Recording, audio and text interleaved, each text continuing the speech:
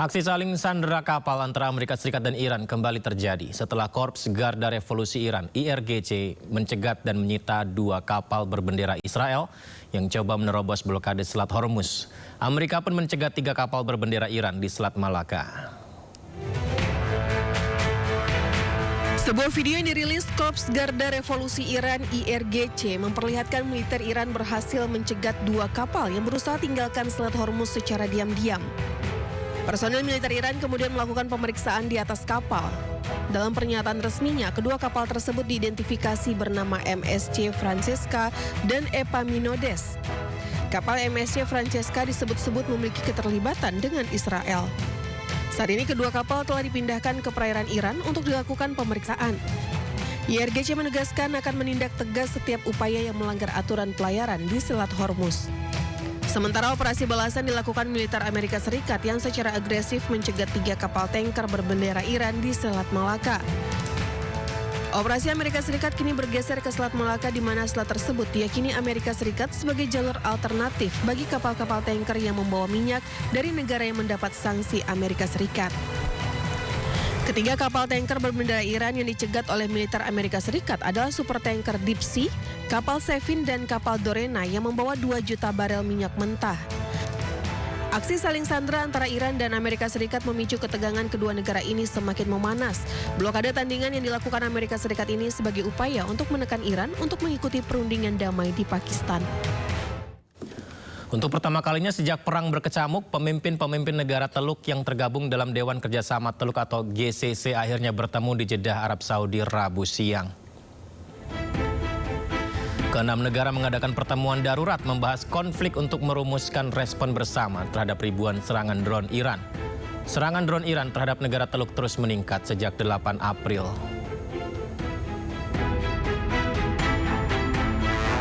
Jenazah Kopda Anumerta Riko Pramudia, prajurit TNI AD yang gugur dalam misi perdamaian UNIFIL di Libanon dimakamkan dengan upacara militer. Namun upacara pemakaman dilakukan tertutup. Pemirsa, upacara militer pemakaman jenazah Kopda Anumerta Riko Pramudia di Taman Makam Pahlawan Lubuk Pakam, Deli Serdang, Sumatera Utara berlangsung dengan hikmat. Upacara berlangsung 1 jam, diwarnai tembakan salvo prajurit TNI. Pemakaman tertutup dari media. Tidak diketahui secara pasti siapa saja petinggi TNI yang hadir.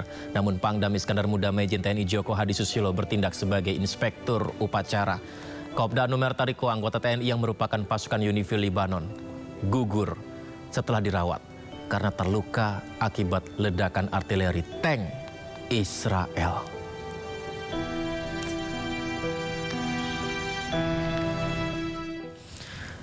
Ya, di mana sebelumnya jenazah Kopda Anumerta Riko Pramudia, prajurit TNI AD yang gugur dalam misi perdamaian UNIFIL di Libanon tiba di rumah duka di Serdang Bedagai, Sumatera Utara. Kedatangan jenazah disambut isak tangis keluarga.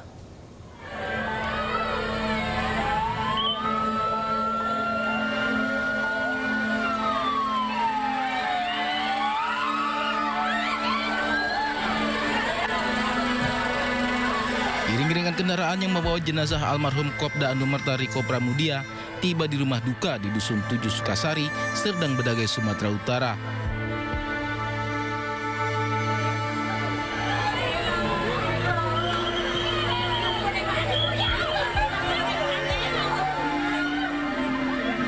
Keluarga dan warga tak kuasa menahan air mata saat peti berbalut merah putih diturunkan dari ambulans. Dibantu warga, pihak keluarga menggotong peti jenazah ke dalam rumah duka untuk disemayamkan.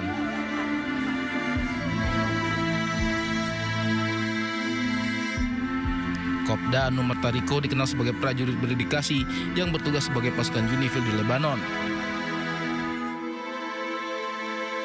Dirinya gugur usai terkena ledakan artileri dari tank Israel di Acit Al-Qusair pada akhir Maret lalu.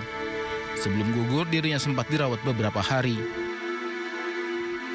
Dear Rico, we are here for you today. We are here to stand before you and to honor you. As your commander, I speak to you with respect and with a heavy heart.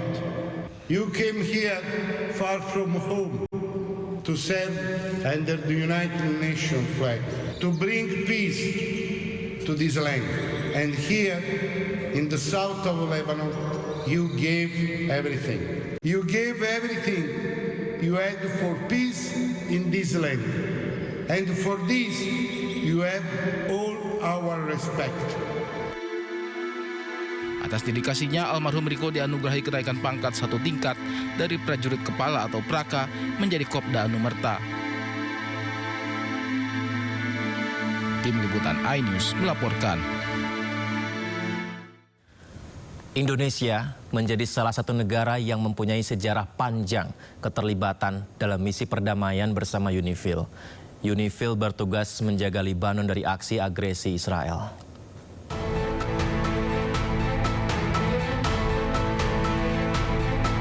Pasukan Indonesia selalu menjadi yang terbesar dalam pasukan perdamaian UNIFIL.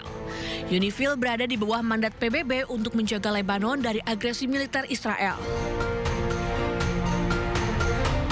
Pasukan ini didirikan oleh PBB pada 19 Maret 1978. Misi UNIFIL adalah membantu pemerintah Lebanon untuk mengembalikan otoritasnya. UNIFIL bersama tentara Lebanon bertugas mengamankan wilayah dari serangan Israel. Indonesia sendiri baru bergabung di UNIFIL pada 2006. Pasukan pertama yang bergabung bernama Kontingen Garuda atau KONGA. Operasi penjaga perdamaian PBB di selatan Lebanon ini terdiri hampir 10.000 personel. Mereka berasal dari 49 negara.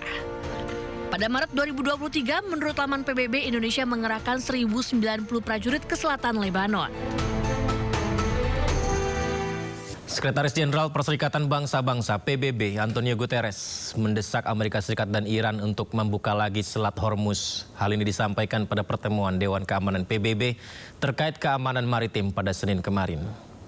Mr. President, since early March, the disruption of shipping through the Strait of Hormuz has struck at global energy security, food supplies, and trade. The Strait of Hormuz is one of the world's most critical maritime choke points. It carries roughly 1/5 of global oil trade, 1/5 of global liquefied natural gas, and nearly 1/3 of internationally traded fertilizers. Safe, unimpeded passage is an economic and humanitarian imperative. The economic shock has been immediate, and everyone is paying the price. Acute volatility in energy and commodity markets, surging transport and insurance costs, and the worst supply chain disruption since COVID-19 and the war in Ukraine. I appeal to the parties, open the strait, let ships pass, no tolls, no discrimination, let trade resume. Let the global economy breathe. Kita awali Indo Prime dengan informasi seputar konflik Timur Tengah. Militer Amerika Serikat merilis rekaman yang menunjukkan marinir Amerika Serikat menaiki dan menggeledah sebuah kapal di perairan internasional. Komando Pusat Amerika Serikat CENTCOM menyatakan kapal tersebut dicurigai mencoba mencapai Iran dengan melanggar blokade Amerika Serikat.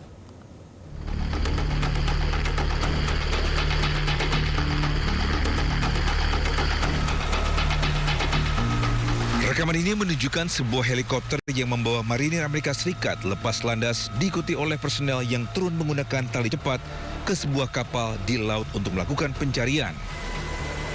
CENTCOM menyatakan bahwa marinir Amerika Serikat dari unit ekspedisi marinir ke-31 menaiki MV Blue Star 3, sebuah kapal berbendera Komoro yang dimiliki oleh sebuah perusahaan Oman.